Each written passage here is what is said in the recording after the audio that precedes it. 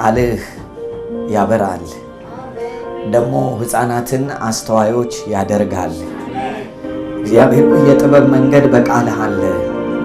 መልካም የሆነውን ነገር የሚያሳይ ቃልህ አይኖቻችንን ይክፈትልን፣ ድካሞቻችንን ከኛ ያስወግድ፣ የምንናፍቀውንና የምንፈልገውን ነገር ያስተካክልልን። መጨረሻችንን እግዚአብሔር ማየት የሚያስችል ቃል ወደኛ ይምጣ። ሁሉ ለክብር እንዲሆን ጸለይ በክርስቶስ ስም። ኢሳይያስ 57 ቁጥር 14 ጀምሮ እርሱም ጥረጉ፣ መንገድን አዘጋጁ፣ ከሕዝቤም መንገድ እንቅፋትን አውጡ ይላል። ለዘላለም የሚኖር ስሙም ቅዱስ የሆነ ከፍ ያለው ልዑል እንዲህ ይላል፣ የተዋረዱትን ሰዎች መንፈስ ሕያው አደርግ ዘንድ፣ የተቀጠቀጠውንም ልብ ሕያው አደርግ ዘንድ፣ የተቀጠቀጠና የተዋረደ መንፈስ ካለው ጋር በከፍታና በተቀደሰ ስፍራ እቀመጣለሁ። ቁጥር 16 መንፈስም የፈጠርሁትም ነፍስ ከፊቴ እንዳይዝል ለዘላለም አልጣላም፣ ሁልጊዜም አልቆጣም። እስቲ አጠገባቸው ያለውን ሰው እግዚአብሔር ሐሳብ በሉት። መንፈስ እንዳይዝል አይደል የሚለው? ነፍስ ከፊቴ ምን እንዳይል። ስለዚህ አጠገባቸው ያለውን ሰው የእግዚአብሔር አጀንዳ መንፈስህም ነፍስህም እንዳይዝል ነው በሉት።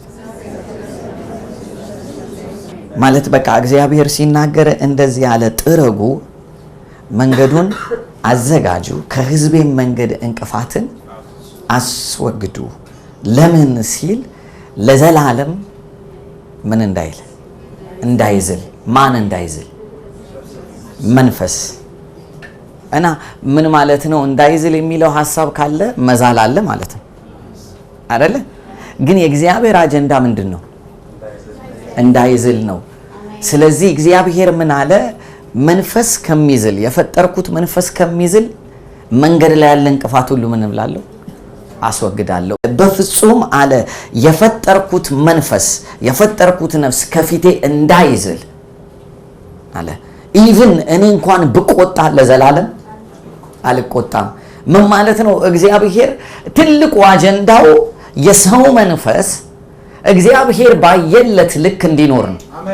አሜን። ስለዚህ የመጨረሻው እግዚአብሔር አለ እንቅፋቱን ተውት አለ። መሃል ላይ የሚመጣው እንቅፋት ጥረጉ ተብሎ ይነገራል አለ። የኔ እንኳን ቁጣ ቢኖር አለ ለዘላለም አይሆንም። እኔ እንኳን አለ ብቆጣ መንፈስ እንዲዝል እና እንዲወድቅ አልቆጣም አለ። መንፈስ እንዲነሳ ነው። አሜን። አጠገባቸው ያለውን ሶስት የሰው መንፈስ የምታነሳሁን በሉት። የእግዚአብሔር አጀንዳ የሰውን መንፈስ ምን ማለት ነው? ማንሳት ነው። የእግዚአብሔር አጀንዳ የሰውን ነፍስ ሪስቶር ማድረግ ነው። ነፍሴን መለሳት። ስለ ጽድቁ፣ ስለ ቅንነቱ በጽድቅ መንፈስ ምን አለ? መንገድ መራኝ። ስለ ራሱ ሲል አስተውላችሁታል? አሁን ሲናገር ምን አለ? ኖ አለ እግዚአብሔር እንቅፋት እንዳለ አውቃለሁ። ችግር ሊኖር ይችላል አለ። ተራሮች ሊመጡ ይችላሉ አለ። መከራ ሊመጣ ይችላል አለ። የኔ ግን አጀንዳ አለ ከሚመጡት ነገሮች ይልቅ አለ የፈጠርኩት መንፈስ በፊቴ እንዲዝል አልፈልግም። የፈጠርኩት ሰው በመልኬ የፈጠርኩት ሰው ከየትኛውም ነገር በላይ ነው ማለት በቃ እግዚአብሔር ላይለወጥ የተናገረውን ቃል በምንም ልናጥፈው አንችልም። ከላይ ግን ሌላ ሐሳብ ይናገራል። ሌላ ሐሳብ ይናገራል። የተዋረዱትን ሰዎች ምን መንፈስ ሕያው አደርግ ዘንድ፣ የተቀጠቀጠውንም ልብ ሕያው አደርግ ዘንድ፣ የተቀጠቀጠና የተዋረደ መንፈስ ካለው ጋር በከፍታና በተቀደሰ ስፍራ እቀመጣለሁ። አሁን ተመልከቱ፣ እግዚአብሔር ሲናገር ምን አለ? የተዋረደውን መንፈስ ምን እል ዘንድ ሕያው አደርግ ዘንድ አይደል የሚለው? ከዛ እንደገና የተቀጠቀጠውንም ልብ ሕያው አደርግ ዘንድ፣ ከዛ የተቀጠቀጠና የተዋረደ መንፈስ ካለው ጋር ምን ልል? መንፈሱን ወረታች ያወረዱትን ሃምብል እንዲሆን የሆነውን ሰው አለ እግዚአብሔር ምን እለዋለሁ? በከፍታ ከማጋ ከኔ ጋር ኖረዋለሁ አለ። ስለዚህ ሌላ ቦታ ሄዳችሁ ስትመለከቱ እግዚአብሔር ትዕቢተኞችን ይቃወማል፣ ለትሑታን ደግሞ ጸጋን ይሰጣል። ስለዚህ አሁን ከእግዚአብሔር ጋር ማደሪያ መንገዱ ምንድነው ማለት ነው? ወደታች መውረድ ነው። ሌላ እንደዚህ አስቡ። ወደታች የምትወርዱት ፈልጋችሁ ከሆነ ቆንጆ፣ እኔ ጋር ናችሁ። ሳትፈልጉት ሁኔታ ከሆነ ያወረዳችሁ እሱም በጣም ቆንጆ። ለምን መሰላችሁ? አልቲሜትሊ እግዚአብሔር በሁኔታም ያወረደውን ራሱንም ያወረደውን ነገርም ያወረደውን ሲያይ ምን ይላል? የዚህ ሰው መንፈስ ከወረደ፣ የዚህ ሰው መንፈስ ከተዋረደ፣ ከተቀጠቀጠ፣ ከዛ አለ እግዚአብሔር ለዘላለምም ስለማልቆጣ ባህሪው ስለማይፈቅድልኝ ሰውየውም ደግሞ ምን ስለሆነ ስለወረደ አሁን አለ በከፍታ ስፍራ በኔ ስፍራ አኖረዋለሁ። ምን ማለት ነው? እግዚአብሔርን አክሰስ ያደርጋል ወይም ደግሞ እግዚአብሔር ወዳለበት ይገባል ማለት ነው አይደለ ሰውየው? ኦኬ። አሁን አንድ ሌላ ነገር እንድትይዙ ፈልጋለሁ። ወዴት እንደሚገባ ላሳያችሁ። አሁን ወዴት እንደሚገባ እዛው ክፍል ላይ ሄዱና ቁጥር 15 ነውት። ለዘላለም የሚኖር ስሙ ምን የሆነ ቅዱስ የሆነ ከፍ ያለው ልዑል እንዲህ አይደለ?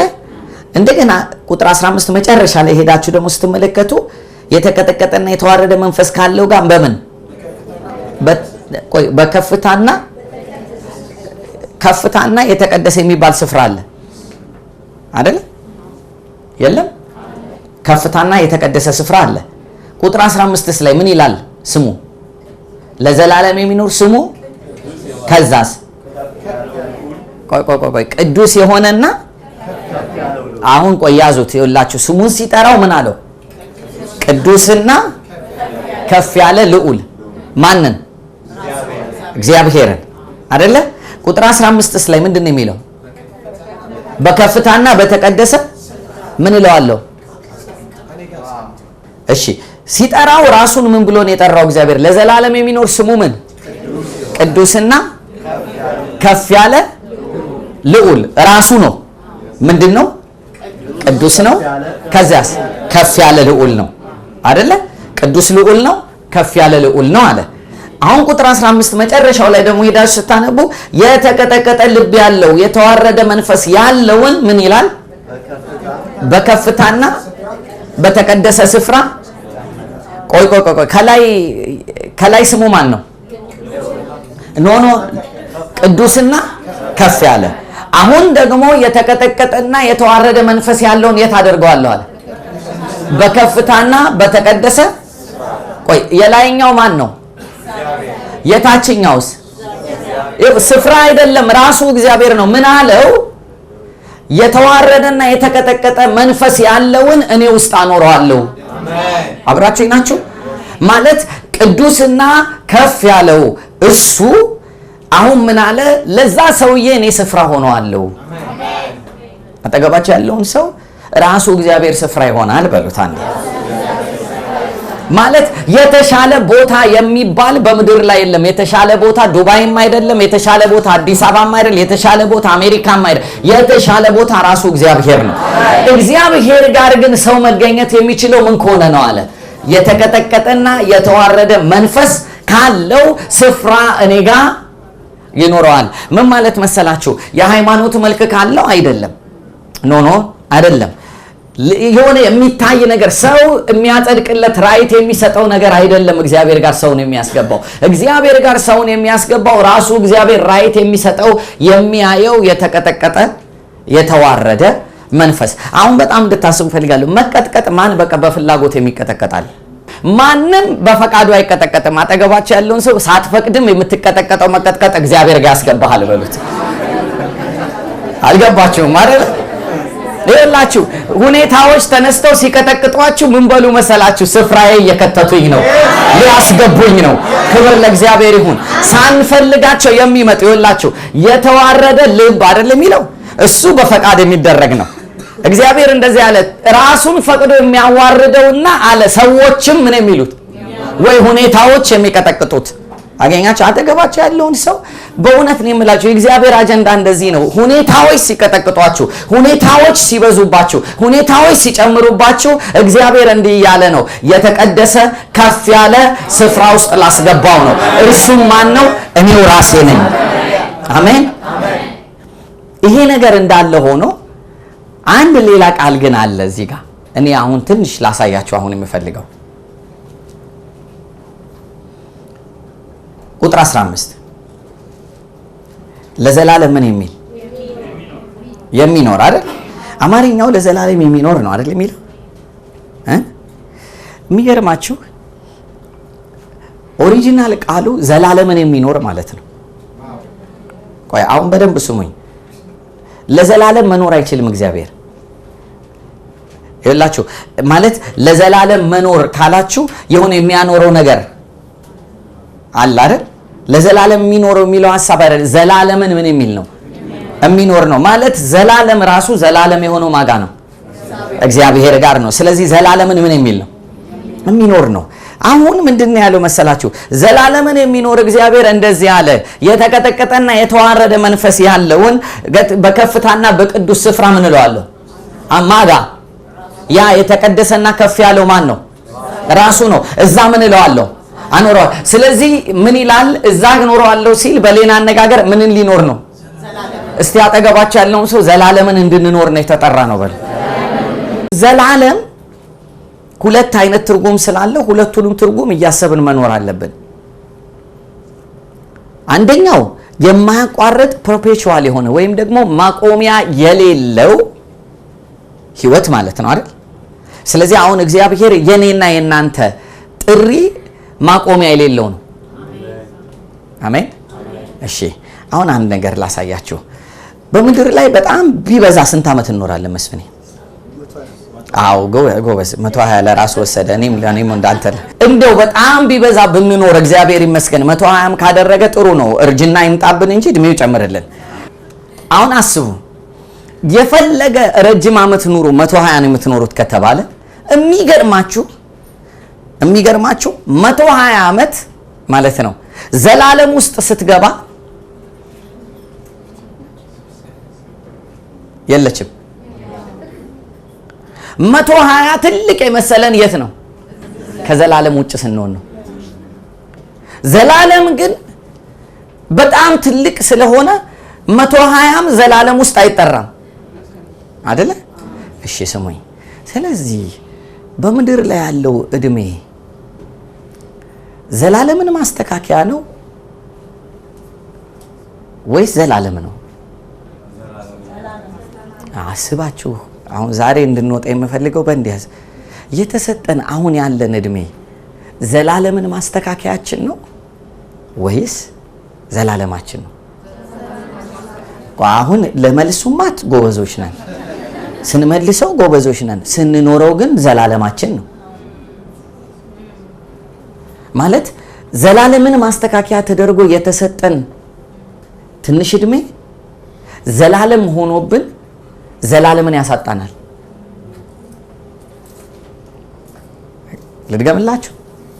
የብዙዎቻችን መስተካከል ያለበት ነገር እግዚአብሔር ዘላለምን የምንተረጉምበትና የምናይበትን እይታ እንዲለውጥልን ነው። I'm telling you ባለፈው ጊዜ መንገድ ላይ የሄድኩኝ አንድ ነገር አሰብኩኝ። በጣም ለዘላለም እንኖራለን የሚለውን ሳናስበውና ሳናጤነው መዘመርና መስበክ ስለለመደብን ዘላለም ምን እንደሆነ ምን እንደሚያስከፍል ለዘላለም ምን እንደሚያስፈልግ እንኳን አናስብም። ስለዚህ ዘላለምን በጣም በቃ እንደ ቀላል ነገር የምንገባበት ነው የሚመስለን። ዘላለም ማለት እኮ ራሱ እግዚአብሔር ያለበት ቦታ እግዚአብሔር የሚኖረው ኑሮ ከሆነ አንድ የሆነች በቅስበት አይናችንን ጨፍነን እስክንገልጥ ድረስ ጥሪ ቢደርሰን ላንመለስ ነው ያልኳችሁ። እየሰማችሁ ይሄን ላንመለስ ማለት ኖ ሪተርን ዋን ዌይ ቲኬት ነው እንድታስቡ ፈልጋለሁ። መቼ ወደዛ እንደምንጠራና ይሄኛ ማስተካከያውን የዝግጅቱን ዘመን መቼ እግዚአብሔር በቃ እንደሚል አናውቅም አይደል? አናውቅም። ግን የሚገርማችሁ ሳናስበው ምን ሆነናል መሰላችሁ? እማንሞት መስሎን መኖር ጀምረናል። ስለዚህ አሁን በቂ ጊዜ እንዳለን ይሰማናል የፈለግነውን ነገር እየኖርን ለመኖር። ዘላለምን ግን ለመኖር ይሄ እድል ነው፣ ማስተካከያው ነው። ስለዚህ ሰው የማይመለስበት ሁሉ ጊዜ ማስተካከል የማይችልበት አንድ የመጨረሻ ነገር ስላለ ከዛ በፊት የተሰጠው እድሜ ለዘላለም ማስተካከያ እንጂ እንደ ዘላለም መኖሪያ አይደለም። አብራችሁ ናችሁ? መጽሐፍ ሲናገር እንደዚህ ይላል፣ በፊተኛው ትንሣኤ እድል ያላቸው ምንድናቸው ይላል። ታስታውሱታላችሁ አይደል? ምን ማለት ነው? የፊተኛው ትንሣኤ እድል የሌላቸው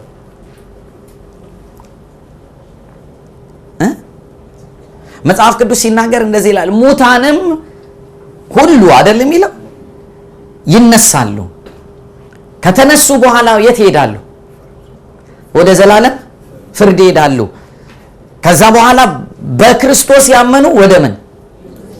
ግን የሚገርማቸው በክርስቶስ ያመኑት ወደ ዘላለም ሕይወት የሚሄዱትን ነገር የሚያረጋግጥላቸው የፊተኛው ምንድነው ተባለ? ትንሣኤ ነው። የፊተኛው ትንሣኤንስ ያላገኙ ወዴት ይሄዳሉ? ወደ ዘላለም ጥፋት። የሚገርማችሁ ሕይወቱም ጥፋቱም ዘላለም ነው። አስተውላችኋል? የዘላለምን ሕይወት የዘላለም ጥፋት። ለምን መሰላችሁ? ዘላለማችሁን አትርፋችሁ 120ውን ብትጎዱ ይሻላል። ዘላለምን መስራት መጀመር መቻል አለብን። የት? አሁን። ለምን? ይሄ እድሜ ዘላለም አይደለም። ይሄ እድሜ ዘላለምን ማስተካከያ ነው። ስለ ዘላለም አስበን እንድንኖር። ፓራሹት ታውቃላችሁ? ታውቁ የለ? ከሄሊኮፕተር ከፕሌን የሚወርዱበት አየር ላይ ፓራሹት ደስ ይላል። እንዴት አድርጋችሁ ሳትሰበሩ ላንድ እንደምታደርጉ መሬት ላይ እንደምትረግጡ ምናምን ይረዳል አይደል? በጣም ክፉ ፓርቱ የቱ መሰላችሁ? መሬት ላይ ነው። መሬት ላይ ስትሆኑ በፓራሹት የወረዱ ሁሉ የሚመከሩት ምክር ምንድነው መሰላችሁ? ወይ ከላያቸው ላይ ምኑን መንቀል ፓራሹቱን፣ ያለበዛ ሮጠው ምን ማለት መጠቅለል።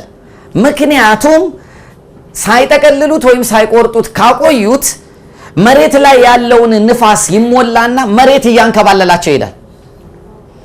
እና እየጸለይኩ እንደዚህ አይነት ነገር አሳየኝና ከዛ እግዚአብሔር እንዲህ አለኝ፣ ምድር ላይ ያለ ኮተት ሁሉ እንዲያረጋችኋል።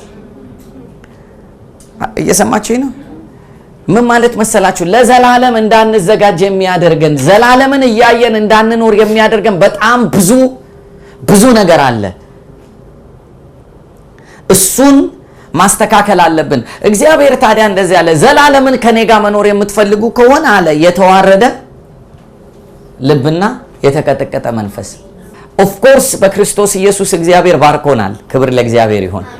እነዚህ ይኸውላችሁ ተባርከናል የምንላቸው ነገሮች በአብላጫው ማለት እችላለሁ፣ በአብላጫው በሰማያዊ ስፍራ በመንፈሳዊ በረከት ባረከን አይደል? በአብላጫው እሱ ነው። በጣም ግን እኛ በጣም ደስ የሚለን የቱ ነው? የምድሩ ነው። ለምን መሰላችሁ? ምድሩ ዘላለም ሆኖብናል። ምድሩ ዘላለም ሆኖብናል። በእውነት ነው የምላችሁ። አጠገባቸው ያለ ሰው ነገ ቢሄድ ወደ ጌታ ሁላችንም እንትና ሄደ ብለን ካወራን በኋላ በቃ ሄዷል። ከዛ የለም። እሱ መጽሐፍ እንደሚናገረው ድጋሚ ቁጭ ብሎ አስቦ ፕሮግራም አውጥቶ ህይወቱን የሚዋጅበት ምንም እድል የለውም። እድል ያለው ማን ነው? እኛ ነን። እስቲ አጠገባቸው እድል ሳለ እንስራበት በሉ። ጠዋት ስነሳ ልጆቼን እያሰብኩ እግዚአብሔር ሆይ ዘላለም ይግባቸው፣ ዘላለም ገብቷቸው ይኑር። ምክንያቱም ዙሪያቸው ያለውን ልጆቹን የሚያስተምር ትምህርት ዘላለምን አይደለም። አሁን ብላ አሁን ጠጣ አሁን ይስተካከልልሃል። ለዘላለም የሚከፈል ዋጋ በፍጹም የማይታሰብበት ጊዜ ነው። ዘላለምን ሰው አይቶ የአሁኑን ቢተው ሰው ይሳለቅበታል፣ ሰው ሞኝ ያደርገዋል። ዘላለምን አይታችሁ መኖር መጀመር አለባችሁ። ዘላለምን ተመልክታችሁ እና ዘላለም የገባው ሰው ግን ምን አይነት ኑሮ ይኖራል ብዬ ሳስብ እናትና አባቱን፣ ባል ሚስቱን፣ ሀብት ንብረቱን ያለውን ሁሉ ምን ቢል የተወ ከዛስ ምን አለ? አይሰማ። ይኸውላችሁ በጣም እኛ የምናውቃት በዚህ ምድር ነው ቦልድ የምናረጋት። በዚህ ምድር 100 እጥፍ አይደል እሱ ላይ ረገጥ። ከዛስ አይሰማም። ምን አለው? ምን ማለት መሰላችሁ? የሚመጣውን ዘመን የዘላለም ህይወት የሚሰራው እዚህ የሚተው ነው። አጠገባችሁ ያለውን ሰው ቢገባ ይሻላል በሉት። ኖ ደግማችሁ ንገሩት። ይኸውላችሁ የዘላለም መጽሐፍ ላይ የሚጻፍ ታሪክ እዚህ የተተወ ነው። እዚህ የተናቀ፣ እዚህ የተጣለ፣ እዚህ የተሰዋ፣ እዚህ ቦታ ላይ አይሆንም የተባለ ነገር ምን ማለት ነው? ድህነትን እየሰበኩ አይደል? በምድር 100 እጥፍ አለ ኢየሱስ ሲናገር፣ 100 እጥፉ ግን ዘላለምን ማስተካከያ እንጂ ዘላለምን ማስረሻ አይደለም። አጠገባቸው ያለውም ሰው ዘላለምን የሚያስረሳ ነገር ሁሉ እግዚአብሔር ያርቀዋል። ደግሞ ሰዎች ነንና ሳናስበው ዘላለምን ያስረሳናል። ሳናስበው ለመርሳት ዝግጆች ነን።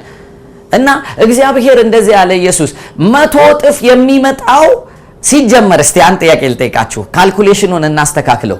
በዚህ ምድር ስንት ነው ያለው? አቤት ቆይ ግን ከዛ በፊት ግን ካልኩሌሽኑን እንስራው። ምን ያደረገ ነው የሚለው? አይሰማም።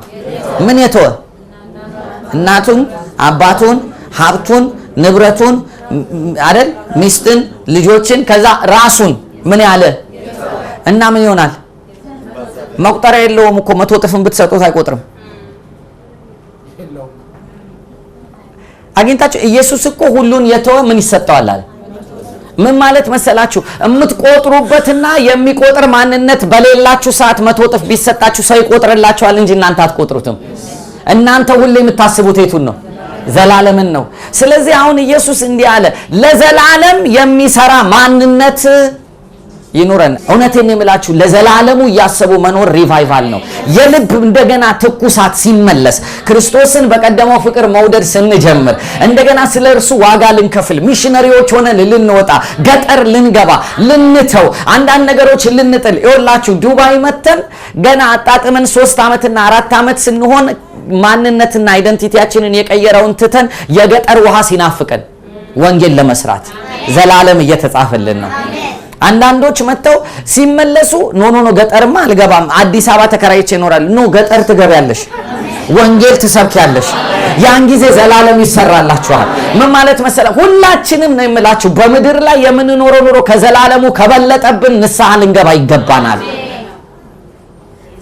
ስለዚህ አሁን ኢየሱስ እግዚአብሔር ሲናገር እኔ ያለሁበትን ኑሮ ዘላለምን መኖር እንድትችሉ አለ።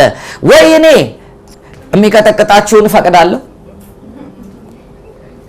እየሰማችሁ ነው? ከዛ በኋላ ያስተካክላችኋል እና እይታችሁ ብዥ ብሎ የነበረው ይስተካከልና ምን ማየት ትጀምራላችሁ?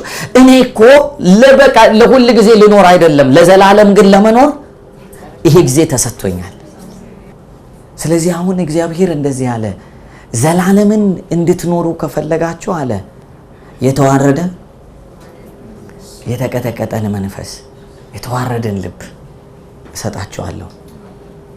ይሄ ልብ ያለው ሰው የሚያስበው ዘላለምን እንጂ ይሄ ልብ ያለው ሰው እዚህ ጋር ከሌላው ሰው ጋር እንዲከፈለው አያስብም። ሌላው ህዝብ እንደሚሆነው ሆኖ እኔም ዋጋዬን እዚህ ዘላለምን አይደለም። ጎረቤታችንን አይተን የምናወራው ወሬ ሁሉ ዘላለምን የሳተ ነው። ግን አንድ ነገር በሚያልፈው ገንዘብ የማያልፍ መንግስት ስራ፣ በሚያልፈው እድሜ የዘላለምን ነገር ስራ ማለት ወደድንም ጠላንም ይውላል ያድራል እንጂ እንጨርሳለን፣ ጨርሰን እንሄዳለን።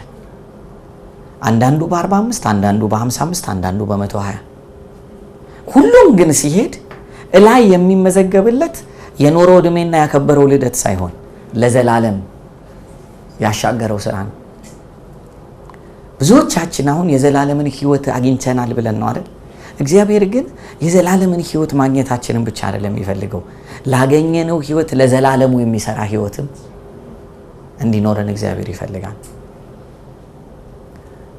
ስለዚህ እስቲ ዛሬ እንዲህ እናስብ፣ ዘላለምን እይታ ውስጥ የከተተ ኑሮ መኖርን ጀመር። ይሄ ቢገባን ብዬ አስባለሁ ጸሎታችን ምን ይሆን ነበር መሰላችሁ? ዘላለምን ብቻዬን እንዳልኖር አብሮኝ የሚኖሩ ሰዎች ስጠኝ። እምንዳውቃቸው የገዛ ወንድምና እህቶቻችን ለዘላለም በማይጠፋ ህይወት እንዲኖሩ የእግዚአብሔር ሐሳብ ከሆነ እኛን ጠርቶናል። ልንማልድ ይገባናል፣ ልንጸልይ ይገባናል። ዘላለምን እስኪያገኙ ድረስ ልንጎተጉታቸው፣ ልንፈልጋቸው እስኪድኑ ድረስ ዋጋ ልንከፍል ይገባል ማለት ነው። መጸለይ ነው። ግን መጽሐፍ ሲናገር ኢየሱስ ይመጣል ብሎ አይዘጋም። ጴጥሮስ ሲል እንዲህ አለ፣ ግን ኃጢአተኞች ወደው ንስሐ እስኪገቡ ድረስ ስለ ኃጢአተኞች ምን ይላል?